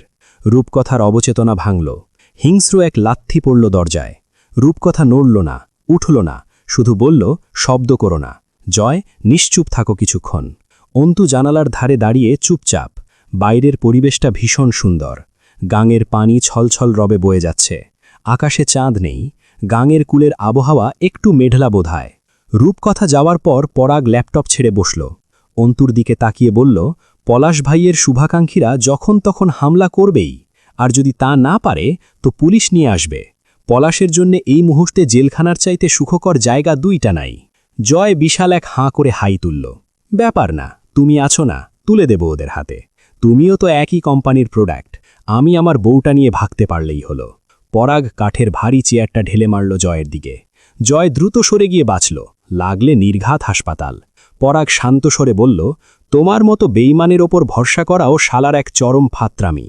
জয় উঠে দাঁড়িয়ে মাছি তাড়ানোর মতো হাত নাড়াল। আমি তো জন্মগত আর খানদানি বেইমান। আমি বেইমানি করি পুরো ইমানদারির সাথে। আমার বেইমানিতে কোনো গাফলতি থাকে না, খাঁটি বেইমানি। কিন্তু ভয় হলো তোমার মতো ইমানদারদের নিয়ে, পবিত্র গাদ্দার। পরাগ মুখ বাঁকিয়ে হাসল। যেমনে তোর পেয়ারের পলাশ ভাই আজ শালা হয়ে গেছে, ওরকম কিছু ঠাপ আমিও খাইছি, বুঝলি না রে? অন্তু জয়ের দিকে তাকালো। তার খেয়াল নেই ওদের দিকে। পরাগ ল্যাপটপে কিছু দেখে চট করে উঠে দাঁড়াল। আজ পলাশকে আমার হাত থেকে তুমি বাঁচাতে পারবে না। তোমার নাটক আর নিতে পারতেছি না।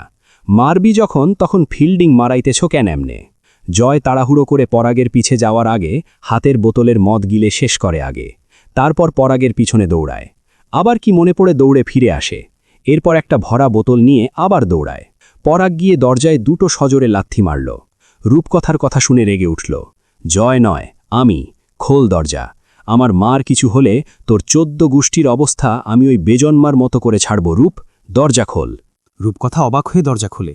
বুয়ার কি হয়েছে? আমি কেন এসেছি এখানে? বলিসনি কিছুই। এসে থেকে ল্যাপটপে বসে আছিস। তোর ওই বাঞ্চত বিশ্রী ভাষায় বকে ওঠে পরাগ। আমার মাকে কোথায় পাঠিয়েছে সেটা শোন। যতক্ষণে বলবে ততক্ষণও রায়ও আছে। চিরকাল তোদের ফরমায়েশ খেটেছে। তার বদলে লাথি মানহানি ছাড়া কিছু পায়নি। তোর বাপ মরেছে, এবার ওই বাচ্চাও মরবে। বাকিটার ভোগ আমার আর মার। তোলোকে। জয় এসে টেনে হিঁচড়ে নিয়ে গেল পরাগকে। পরাগ সমানতালে বকে যাচ্ছে। জয় একবার খামচে মুখটা চেপে ধরল। পরাগ ঝপাট করে এক ঘুষি মারে জয়ের নাকের উপর। তখন ওরা গাঙের কুলে চলে এসেছে। অন্ধকার চারদিক। প্রায় সকাল হয়ে এসেছে। পাখি ডাকছে। জয়ের নাক দিয়ে রক্ত পড়ে প্রায়ই। ঘুষির আঘাতে কপ করে রক্ত বেরিয়ে এলো। আঙুলের ডগায় রক্ত মুছে পরাগকে দুটো ঘুষিসহ শেষ অবধি এক লাথিতে গাঙের পানিতে ফেলে দিল। টাল সামলাতে না পেরে নিজেও গাঙের কুলের কাদায় পা পিছলে পড়ল। পরাগ পা ধরে টেনে পানিতে নামানোর চেষ্টা করে। জয় শক্ত করে কিসের একটা শিকড় টেনে ধরে নিজেকে পানিতে পড়া থেকে বাঁচালো তো, অথচ পুরো শরীর ইতোমধ্যে ভিজে গেছে, কাদামাটিতে পরনের পোশাক শেষ অবধি ঝাড়া মেরে পরাগকে পানিতে ফেলে রেখে বকতে বকতে উঠে এলো। পরাগ পড়ে রইল পানিতে। ফজরের আজানের আগে গাঙে গোসল করা ভালো। গাঙের এধার ঘেঁষে অনেকটা দূর দেখে এলো জয়, তেমন কেউ ছিল না। কাদামাটি সহ ভেজা শরীরে বেসমেন্টে এসে বসল। আরও কয়েক পেগ মারা দরকার, নয়তো ঘুম আসবে না। রূপকথা পলাশের কপালে হাত রাখে। কপালটা গরম, তাকিয়ে রইল। নিজের শরীরের শুকনো ক্ষতগুলো চিরবির করে উঠছে যেন। পলাশের সামনে নিজেকে ক্ষতবিক্ষত পড়ে থাকতে দেখেছে অজস্র বেলা, কিন্তু পলাশকে কখনো এভাবে দেখা হয়নি। রূপকথা আনমনে বলে ওঠে, জানো জয়, বিয়ের 3 বছরের মাথায় আমার গর্ভে একটা সন্তান এসেছিল। জয় হিপফ্ল্যাসকে দুটো চুমুক দিয়ে বলল, শুনেছিলাম। রূপকথা বলে চলে, তখন আমার গর্ভাবস্থার 4 মাস। সেই সময় এক রাতে পলাশের হাতে পড়লাম। পরদিন সকালে আমার গর্ভপাত হলো। 2 সপ্তাহ হাসপাতালে থেকে আমি খুব কেঁদেছিলাম জানো। জয় মাথা নাড়ল। কাদা তো ভালো, চোখের জীবাণু, ব্যাকটেরিয়া, ময়লা সব চোখের পানির সাথে ধুয়ে মুছে যায়। হোয়াটএভার। রূপকথা তাকালো, একই সুরে বলতে লাগলো, তুমি জানো, পাপীর ঘর করা কারাবাসের চেয়েও কঠিন। পাপিষ্ঠর সাথে বাস করতে করতে বলজোর পাপী হওয়া যায় ঠিকমতো, এর বেশি উপকার নেই।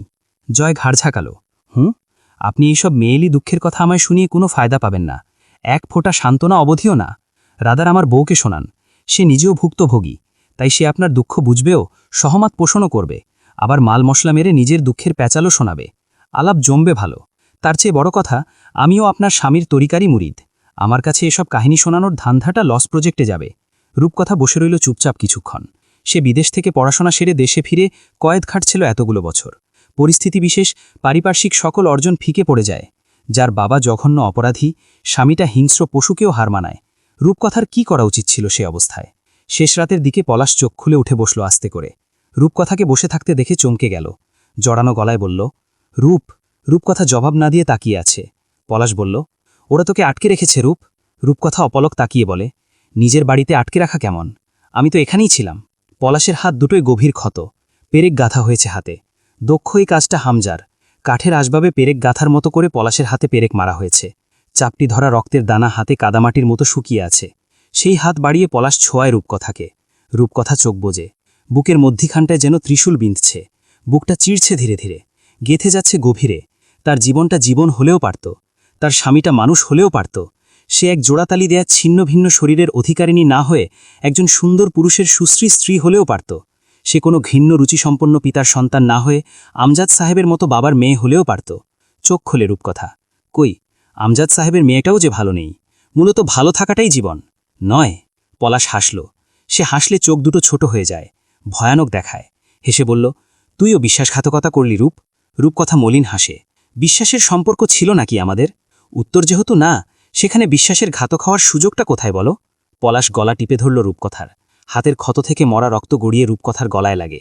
পলাশ হাতটা আরও দৃঢ় করে। দম বন্ধ হয়ে আসছিল, তবুও রূপকথা নির্লিপ্ত। পলাশ বলল, শিকল খুলে দিতে বলতো রাঙ্কলে। খাগিরি করতে রয়ে গেছো এখানে? ওদের স্পেশাল সেবা যত্ন করার জন্য রাখে ছোড়া। আমি মরলে ওই কাজই করে খাস, লটির চেংড়ি। মারা খাইতে খাইতে জীবন যাবে তোর আমি। পলাশের হাতের থাবা শক্ত হলো, তাতে হাত থেকে রক্ত পড়ছিল। জয় এসে সেই ক্ষতে লবণ লাগিয়েছে। শরীরের জোর নেই করেও অমানসিক শক্তি যেন। চোখ উল্টে এলো, গোমরা ছিল রূপকথা। পলাশ ছাড়ল না, অকথ্য ভাষায় বকে গেল। পায়ে গুলি লাগা জায়গাটাতে একটা নোংরা কাপড় বাঁধা। সেই কাপড়ের ময়লা জীবাণুই জোরে কদিন ওভাবে থাকলে ক্ষতে ইনফেকশন হয়ে যেন ক্যান্সার ধরে যাবে। না খাওয়া আজ 2 দিন। খানিক পর ক্লান্ত হয়ে ছেড়ে দিল রূপকথাকে। কিছুক্ষণ ঝিম ধরে বসে রইল। রূপকথা কিছুক্ষণ কাশতেও পারল না। শ্বাস ছাড়ল বেশ কিছুক্ষণ পর। তারপর বলল, আর কোনো ইচ্ছে আছে তোমার মৃত্যুর আগে? আমাকে আর কোনোভাবে টর্চার করতে চাও? আমি জানি তোমার শেষ ইচ্ছা হিসেবে তুমি আমার শরীরটাকেই বেছে নেবে ছেঁড়া ফাড়ার জন্য। পলাশ একবার তাকিয়ে আবার মাথা নত করল। কয়েক সেকেন্ড পর টুপ করে এক ফোঁটা রক্ত পড়ে মেঝেতে। পলাশ দ্রুত মাথা তুলল। নাক দিয়ে রক্ত বেরোচ্ছে। তার শরীরটাকে অচল করে ছেড়েছে ওরা। এ পর্যায়ে পলাশের ভেতরে একটা ভিক্ষুক জেগে উঠল, যে ভিক্ষুকটা মৃত্যু ভিক্ষা করতে চায়। মেঝের উপর টান হয়ে শুয়ে পড়ল। 2 হাতের প্রতিটা রগে রগে পেরেক গাঁথা হয়েছে। হাতুড়ি দিয়ে ধীরে ধীরে পেরেকগুলো গেথে আবার তোলার সময়ও বেশ সময় নিয়ে 2 আঙুলে পেরেক টেনে টেনে বের করেছে হামজা। কতটা রক্ত বেরিয়ে গেছে মাপা গেলে ভালো হতো, তাহলে একটা হিসেব পাওয়া যেত শরীরে আর কতটুকু রক্ত বাকি আছে। শ্বাস ধীর হয়ে এলো পলাশের। চোখ বুজে খানিকক্ষণ শুয়ে থেকে আস্তে করে পানি চাইল। জয় হামজা ততক্ষণ মানুষকে অত্যাচার করে যতক্ষণ সে সজ্ঞানে থাকে। জ্ঞান হারালে মাফ, আবার চিকিৎসা করে, সুস্থ করে, জ্ঞান ফিরলে নতুন মাত্রায় শুরু। পলাশ 2 দিন আয়ুও পেয়েছে এই বদৌলতেই, আজ রাতটাও পেল, কারণ সে অজ্ঞান ছিল। ভিকটিমের চোখে কাতরানি না দেখলে জয় টর্চার করে সুখ পায় না। এটা ওদের গোটা সোসাইটির উসুল। এই নীতির মূল হোতাটা রুদ্র ইয়েজিদ, তারপর হামজা, জয়, পলাশ। রূপকথা পলাশকে উঁচু করে ধরে পানি খাওয়াতে গেলে পলাশ গা দুলিয়ে হাসে। আজব দেখতে লাগে তখন, দাঁতের ফাঁকে কালো রক্ত। হেসে জিজ্ঞেস করে, তোর কি আমাকে এই অবস্থায় দেখে কষ্ট হচ্ছে রূপ? হচ্ছে তো। তুমি জানো না আমার কতটা কষ্ট লাগছে? যখন ভাবছি আমার স্বামীকে এমন যন্ত্রণাদায়ক মৃত্যুর মুখে দেখেও আমার তাকে বাঁচাতে ইচ্ছা করছে না, তাকে মুক্তি দেবার তাগিদ পাচ্ছি না ভেতরে, এটা ভাবলেই বুক ভেঙে চুরে কষ্ট আসছে। তখন কষ্টে মরে যেতে ইচ্ছে করছে। অথচ তুমি না আমার পলাশ ভাইয়া, আমার স্বামী। আমি ছাড়া এই দুনিয়ায় আপন বলতে তোমার কেউ নেই এই মুহূর্তে, আর আমিটাও তোমার খুব কাছের আপন কেউ। এই শেষ মুহূর্তে সেই আমি তোমার সামনে আছি, পাশে আছি, তোমাকে পানি খাওয়াচ্ছি। এমন সৌভাগ্য কয়জনের হয়? অথচ তোমার জন্য স্বাভাবিক মায়াটুকুও লাগছে না। এটা কতটা ব্যথাদায়ক ভাবতে পারো? এটা ভেবে তোমার কষ্ট হবার কথা হচ্ছে? পলাশ অবাক হয়ে চেয়ে থাকে। আশ্চর্য, শরীরের মরণসম ব্যথাটা এখন ঝাপসা লাগছে। বুকে কিসের যেন অস্থিরতা। পলাশ অবাকের চরম সীমায় পৌঁছে গেল। এই জীবনে সে কখনো আবেগবোধ করেনি। কসাইয়ের মতো মানুষ জবাই করা, নারী দেহ ছিঁড়ে খাওয়া, মানুষের শেষ সম্বলটুকু হস্তগত করে নেওয়া, বাপের সামনে মেয়ে, মেয়ের সামনে বাপকে মারা। কি যে সুখ লাগতো এসবে। তার মস্তিষ্কের কোনো অংশে আবেগ, অনুভূতি নামক দুটো শব্দের অস্তিত্ব নেই। এটা চিরন্তন সত্যের মতো। অথচ আজ পলাশ বুকের ভেতরে হাতড়ে নতুন একরকম কিছু অনুভব করল। এই জীবনে এই রকম কিছুর সাথে তার পরিচয় ঘটেনি। এই রূপকথা তার পা দুটো দুহাতের বাহুতে জড়িয়ে ধরে বাচ্চা মেয়ের মতো মিনতি করেছে, ও পলাশ ভাইয়া, ছেড়ে দাও আমায়। ও পলাশ ভাইয়া, পলাশ ভাইয়া গো। এই চিৎকার আর মিনতি করা কান্নাগুলো পলাশের কানে বাঁশির সুরের মতো সুখকর ঠেকত। নিজেকে পুরুষ মনে হতো তখন। আজ পলাশ হতবিহব্বল হয়ে চেয়ে থাকল। এই দুনিয়ায় তার কেউ নেই আপন। রূপকথা আছে, সে খুব আপন তার স্ত্রী, চাচার মেয়ে। অথচ সে তাকে বাঁচাবে না। রূপের নাকি ইচ্ছে করছে না একটুও। কঠিন মৃত্যু তার সামনে। এই একমাত্র আপনটার সাথে সে খুব অন্যায় করেছে। তাই একমাত্র আপনজন সামনে আছে, তবু তার এই নারকীয় হাল দেখেও মায়া লাগছে না। রূপকথা নিচু স্বরে কিন্তু কণ্ঠস্বরে অনুযোগের দৃঢ়তা মিশিয়ে বলল, আর এই মায়া না লাগার পেছনের প্রেক্ষাপটগুলো খুব ভয়াবহ, বুঝতে পারছো তুমি? পলাশ ঝাড়া মেরে উঠতে চেয়ে পড়ে যায়। তার রূপকথা ভীষণ রূপবতী, ঠিক রূপকথার রাজকুমারীদের মতন, শিক্ষিত, কথা বলে কি সুন্দর করে। আজ এসব মনে পড়ছে তার। উঠে বসে পলাশ, হাত বাড়িয়ে রূপকথার ঠোঁট ছোঁয়ে, কিন্তু কিছু বলতে পারে না। রূপকথা যান্ত্রিকভাবে উঠে দাঁড়ায়। পলাশের ক্ষতবিক্ষত দুর্বল হাতটা তখন পিছলে যায় রূপকথার জামদানি শাড়ি ঘেঁষে। রূপকথা আর পেছন ফিরে তাকায় না। আচমকা তার বুক জ্বলছে। পুরনো দিনগুলো ভয়ঙ্করভাবে স্মৃতিপটে আক্রমণ করছে। এখন আর পলাশের সামনে থাকা চলবে না। সেও তো একা হয়ে যাবে, তার আর কেউ থাকবে না। হাসল রূপকথা। পলাশ থাকলে কেউ থাকা হতো? চোখ দুটো জ্বলছে অন্তর। ঘুম নেই কত রাত। যাকে ভোলা হয়নি তাকে মনে পড়ার প্রশ্ন ওঠে না। তবু গত রাত থেকে আব্বুকে মনে পড়ছে। এ কেমন মনে পড়া, তার তো ব্যাখ্যা নেই। আছে কেবল খণ্ড খণ্ড ব্যথা। অন্তুর মনে হল, এই তীব্র যন্ত্রণা থেকে মুক্তি পেতে তার উচিত এখন ওই গাঙের জলে মুখ চুবিয়ে 10 মিনিট ধরে রাখা। তাতে সব থেমে যাবে, তার হৃদঘড়িটা, সাথে সকল ব্যথাও। বাগানের ঘাসগুলোও অযত্নে বেড়েছে। সকাল সকাল কবির পুরো দলবল নিয়ে পলাশের এই বাড়িতে হাজির। জয় একটা কুরবানির আয়োজন করবে, তরুর জানের সাদকা হিসেবে। ওদের দাওয়াত এখানে। অন্তু ঝোপের কিনারে পাকা ঢিলার উপর বসে থাকে। জয় প্যান্ট হাইবুট ছেড়েছে। কবির সকালে সাদা লুঙ্গি ও চিরায়ত চামড়োর স্যান্ডেল এনে দিয়েছে। রূপকথা এসে নিঃশব্দে বসে অন্তুর পাশে। অন্তু স্বাভাবিক হতে চেষ্টা করে। মুখে যেন দুঃখ ফুটে না ওঠে, তাই হাসার অভিনয় করে। জয় চুলো জ্বালাচ্ছিল। ভাঙা ডাল কুড়িয়ে এনে এনে জড়ো করছে ছেলেরা। ধোমায় চোখ লেগে কেঁদে কুটে অস্থির অবস্থা তার। লুঙ্গিতে কালি ভরে গেছে। অনেক কষ্টে চুলো জ্বলেই উঠেছিল সবে, পরাগগোত থেকে 1 বালতি পানি এনে ঢেলে দিয়ে আরাম করে হেঁটে গিয়ে মুরগি জবাই করতে লাগল। জয় চোখের মণি ঘুরিয়ে দেখল পুরো ব্যাপারটা। তারপর আস্তে করে বকল দুটো, শালার জাঙ্গিয়ার ভেতরে কাঁকড়া ঢোকাতে পারলে শান্তি লাগত, ল্যাওড়ার বাল। জীবনেও কখনো ভালো সম্পর্ক ছিল না জয়ের সাথে পরাগের। তখন জয় ক্লাস 8-এ। ঘুরতে গিয়ে দুজন বাজি ধরে এক দ্বীপে গেল পালিয়ে নৌকা নিয়ে। জয়কে দ্বীপে নামিয়ে নৌকা নিয়ে চলে যাবার সময় একটা পকেট ছুরি ছুঁড়ে দিয়ে পরাগ বলল, নে, এটা দিয়ে মাছ শিকার করে খাস, আর মাছ না পেয়ে বেশি খিদে লাগলে মরে যাস। আমার দোয়া থাকবে তোর সাথে। সালাম বন্ধু। এরপর জয় কিভাবে 2 দিন পর সেখান থেকে ফিরেছিল সে এক ইতিহাস। তারপর আর দুজনের জীবনে বনিবনা হয়নি। অন্তু সেদিন রূপকথাকে জিজ্ঞেস করেছিল, আপনি জয় আমিরকে বেশ জানেন তাই না? রূপকথা কিছুটা সময় নিয়ে জবাব দেয়, আমার বিয়ে হয়েছে 2009, তখন জয় অনার্স 2য় বর্ষে। সেই সময় হোটেলে রোজ ওর যাতায়াত ছিল। কখনো কখনো অতিরিক্ত মদ খেয়ে সাথে চুরুট টেনে কাশতে কাশতে বমি করে ভাসিয়ে ফেলত। জ্বরে গা পুড়ে যেত, তবু কোনো মেয়ের সাহস ছিল না ওর কাছে গিয়ে ওকে সেবা দেয়। রূপকথা সামান্য হাসল। জানো তো, সে আবার কারো সেবা আদর যত্নের ভুক্তভোগী না। তখন আমাদের আগের ভিলার পাশেরটা বিল্ডিংটা হোটেল ছিল। কোনো কারণে গেলে দেখেছি বেহুশের মতো পড়ে আছে, তবু কাউকে সেবা করতে দিচ্ছে না। আমি গিয়ে ধমকে ধামকে জোর করে টেনে বাড়িতে নিয়ে যেতাম। প্রথম দিন এক থাপ্পড়ও খেয়েছিল আমার হাতের, বেশি ভাব ধরায়। অন্তু মুখ তুলল। কখনো সরাসরি তাকে স্নেহের কাঙাল মনে হয়নি। জয়ের যেটুকু যা দেখা যায় সবটাই ওর নিজের স্ক্রিপ্টেড। তুমি তাকে খুব ভালো জানো, এবং আরও অনেকে জানবে হয়তো, কিন্তু তোমার মতো করে কেউ জানে না। কত রাত জ্বরের ঘোরে কাতরেছে, মাথায় পানি দিতে গিয়ে শার্ট খুললে দেখেছি শরীরে অজস্র দাগ, কোনোটা তাজা কোনোটা অনেক পুরনো। অথচ এত এত রাত পড়ে থেকেছে বেহেড অবস্থায়, তবু কোনোদিন ওর অতীত বা ভেতর সম্পর্কে একটা কথা জানতে পারিনি। অন্তু কথা ঘোরায়। থাপ্পড় খেয়ে কী করল? দীর্ঘ এক শ্বাস টেনে উদাসীন স্বরে বলল রূপকথা। বেক্কেলের মতো চেয়ে রইল। এরপর চুপচাপ যা বললাম শুনল। রূপকথা একটু চুপ থেকে বলল, সেসব দিনে ঘুমের ঘোরে তরুকে ডাকত দুটো ঘুমের ওষুধ দেওয়ার জন্য। অন্তু ঠোক বাকিয়ে হাসল। সকল যন্ত্রণার একটাই ওষুধ, ঘুমের ওষুধ, আর নয়তো মদ গিলে ঘুমানো। চমৎকার তো। রূপকথা তাকালো অন্তুর দিকে। তুমি জানো, তোমার আর ওর মাঝে অসংখ্য মিল আছে। অন্তু তীব্র প্রতিবাদ জানায়। প্রশ্নই ওঠে না। রূপকথা শাড়ির আঁচড়ে ঘাম মুছে বলল, অস্বীকার করে অনস্বীকার্যকে এড়াতে পারবে না। জয়ের আয়নায় দেখা যাওয়া প্রতিবিম্বটা হলে তুমি, একই তবে বিপরীত। দুজন একযোগে তাকালো জয়ের দিকে। সে এখন ঘাসের উপর টান টান হয়ে পড়ে আছে, ঘাড়ের নিচে হাত রেখে আকাশের দিকে তাকিয়ে আছে। গাঙের পাশে সবসময় সনসনে বাতাস, কপালের কাছের চুলগুলো উঠছে। অপর হাতটাও এবার ঘাড়ের নিচে গুজে গলা ছেড়ে এক ভারী টান ধরল। আমি চলতি পথে দুদিন থামিলাম, আরে ভালোবাসার মালাখানি গলে পড়িলাম।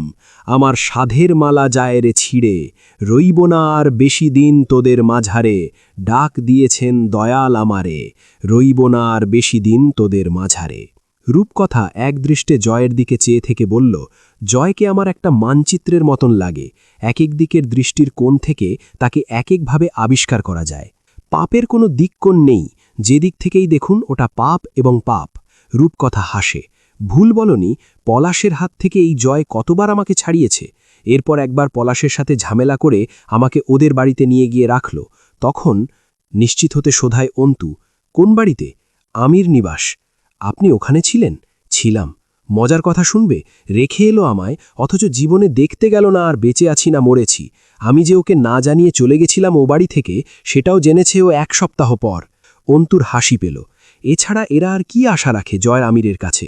বলল, বাড়িটা কেমন বলতে পারেন? তোমার শ্বশুর বাড়ি তো, সেটার ব্যাপারে আমার কাছে জানা কেন? নিজে গিয়ে জানবে। আমি, সে হিসেব থাক আপাতত, আপনি বলুন। অল্প চুপ থেকে রূপকথা চোখ তুলে তাকালো অন্তুর দিকে। তুমি আমাকে ঘৃণা করো অন্তু? অন্তু প্রসঙ্গ বদলায়। বাড়িটা কি পুরনো আমলের? রূপকথা আর জবাব দিল না। পদে পদে অন্তুর মাঝে জয় আমিরের ছাপ ফুটে ওঠে। যা মুখে প্রকাশ করতে ইচ্ছুক নয়, সেই কথাটা ভীষণ সন্তর্পণে এড়িয়ে যায় এরা।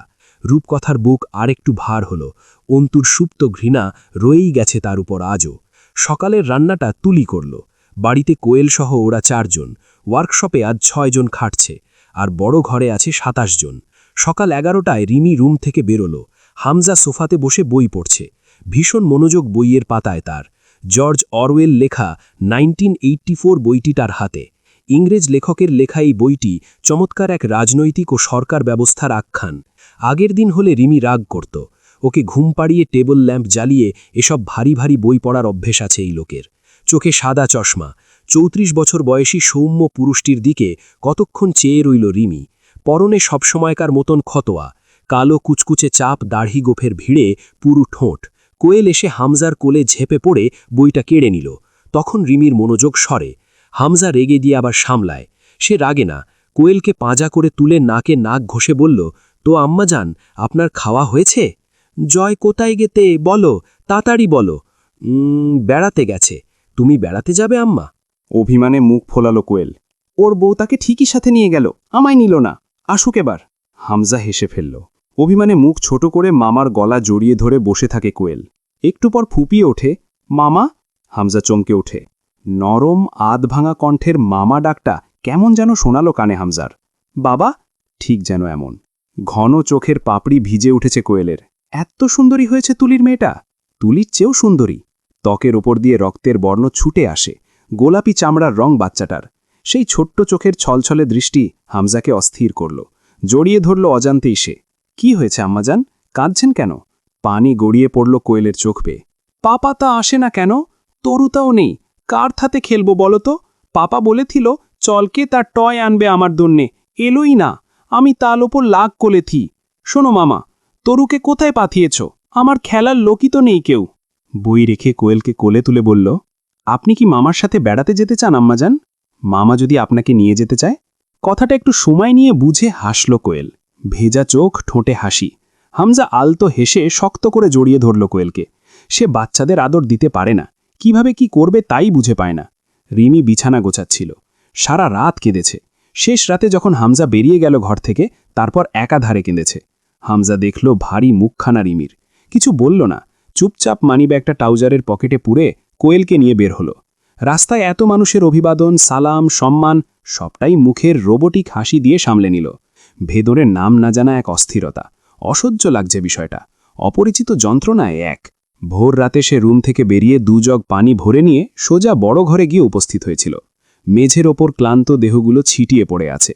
ক্লান্ত, অভুক্ত, ক্ষতে ভরা দেহগুলো ঘুমিয়ে আছে ওভাবেই। জেগে আছে 3 জন। কিসের যেন এক আলোচনা চলছিল। হামজার উপস্থিতিতে চুপ হলো সকলে। জগ 2টো রেখে হামজা বসল মোড়া টেনে নিয়ে। মুরসালিনকে বলল, পানি খাবে? মুরসালিন জবাব দিল না, চুপচাপ চেয়ে রইল। হামজা ক্লান্ত স্বরে বলল, জেদ কমেছে? মুরসালিন হাসে। জেদ? আগুন হামজা ভাই, খড়ের গাদায় লাগা আগুন, যা শুধু ধিক ধিক করে বাড়ে। 7টা বছর ধরে জমছে ছাইগুলো, নেহাত কমার তো না, কি বলেন? ভাই হারিয়েছি, বোন হারিয়েছি। কথা কেড়ে নিল হামজা। ওরকম ছাই সবার ভেতরেই চাপা আছে। টুকটাক চাপা থাকা ছাই ভেতরে জমা ভালোই তো। প্রতিটা গোয়েন্দা সংস্থা, লোকাল থানা, আইনি কার্যালয় সবখানে, এমনকি রাস্তায় লোক নিযুক্ত করা। পুলিশ কোনোভাবে পলাশের এই বাড়ির দিকে ভিড়লেই খবর চলে আসবে। সেদিন রাতে হামজা এসবিকে সুন্দর একটা তথ্য জানিয়ে রেখেছে কল করে। বলেছে, পলাশ আসগার, দ্য মোস্ট ওয়ান্টেড ক্রিমিনাল, আইনের হাত থেকে বেঁচে দেশের সীমান্তে অবস্থান করছে। সুযোগ বুঝে ওপারে পাড়ি দেবে। আপনারা সীমান্ত এলাকাগুলো কড়া নজরদারিতে রাখুন। আইন কর্মকর্তাদের ধারণা, তাদের 3 জন কর্মকর্তাকে খুন করেছে পলাশ আসগারের লোক। এরপর তাদেরকে ঘোল খাইয়ে পালিয়েছে। এখন দেশ ছাড়ার মতলব, আর তাতে ক্ষুব্ধ হয়ে ঝেপে পড়েছে তারা পলাশের পেছনে। কোনোভাবেই সীমান্ত পার হতে দেয়া চলবে না। হামজা পলাশকে ইচ্ছে মতো খাতির করার সময় পেল এতে। সারাদিন রান্নাবাড়া করে সকলকে খাইয়ে কাহিল অবস্থা জয়ের। সাদা লুঙ্গির ওপর কোমরে লাল গামছা বাঁধা, সাদা লুঙ্গি নোংরায় জর্জরিত। খাঁটি বাবুর্চি লাগছিল দেখতে। একটু পরপর গামছায় ঘাম মুছছে। সকলের খাওয়া হলো, সে তখনও অভুক্ত। প্রতিটা আয়োজনে তার সঙ্গে এটা হয়। এমনও হয় সকলকে পেট পুড়ে খাইয়ে তার জন্য অবশিষ্ট কিছু বাঁচে না। এটা তার রীতি। নিজের পেট ভেসে যাক, মেহমানদের কমতি রাখা যাবে না। 2 জনের গোসল, খাওয়া কোনোটাই হয়নি। রূপকথা সন্ধ্যার পর জয় ও পরাগকে খাইয়ে দিতে বসল। খাওয়া হলো না শুধু পলাশের। সবে পরাগ 2 লোকমা ও জয় 1 লোকমা খাবার গালে পুড়ে তখনই গুলির শব্দ এলো। অর্থাৎ দারোয়ান বসির শেষ। ভাতটুকু না চিবিয়ে বরং থুহ করে ফেলে দিল জয়। সময় নেই খাওয়ার। দৌড়ে ভেতরে গিয়ে পিস্তল ও কুড়ালটা বের করে নিয়ে বাহির আঙিনার দিকে চলে গেল। ছেলেরা তখন সিগারেট ফুঁকতে গেছে কোথাও। পরাগ দৌড়ালো জয়ের পেছনে। 6 জন মুখসাধিত আত্মাতি, পলাশের শুভাকাঙ্ক্ষীর এক ঝলক। 6 জন 6 দিকে ছড়িয়ে পড়েছে। জয়ের সঙ্গে প্রথমে যার দেখা হলো, কুড়ালের আঘাতে তার হাত কাঁধ থেকে নেমে গেল। চিৎকারটা মিলিয়ে গেল। এত নির্জন একটা জায়গা, বিশাল এরিয়াটার গোটাটাই পলাশদের দখলে। ভুলেও কেউ পা দেয় না দূর দূরান্ত অবধি। গাংটা লাশের স্তূপ, তা জানে লোকে। পরাগ পেছনের দিকে গেল। নৌকা বয়ে গাঙের কিনারে ঘেঁষে উঠে এসেছে তার সামনে 2 জন। বাকি 3 জন তখন বাড়ির ভেতরে ঢুকে পড়ল। জয় দ্রুত ভেতরে ঢুকল। ওদের টার্গেট পলাশকে মুক্ত করা। এটা বুঝতে জয়ের যতক্ষণ দেরি লাগল, ততক্ষণে অন্তুর গলায় ড্যাগার ধরেছে ওরা। অন্তুকে জিজ্ঞেস করে, পলাশ কই? অন্তুর মনে হচ্ছিল এ যেন সিনেমা। বলল, আমি জানি না, আমি এসেছি কালকে রাতে। আপনারা কি পলাশকে মারতে এসেছেন? প্রিয় দর্শক, আজকে এ পর্যন্তই। আরও এইরকম নিত্য নতুন গল্প বা উপন্যাস পেতে তাকদির ইসলামিক টিভি চ্যানেলটি সাবস্ক্রাইব করুন। আজকের পর্বটি কেমন লেগেছে তা অবশ্যই কমেন্ট করে জানাবেন। আবারও দেখা হবে পরের কোনো পর্বে। ততদিন ভালো থাকুন, সুস্থ থাকুন। আল্লাহ হাফেজ।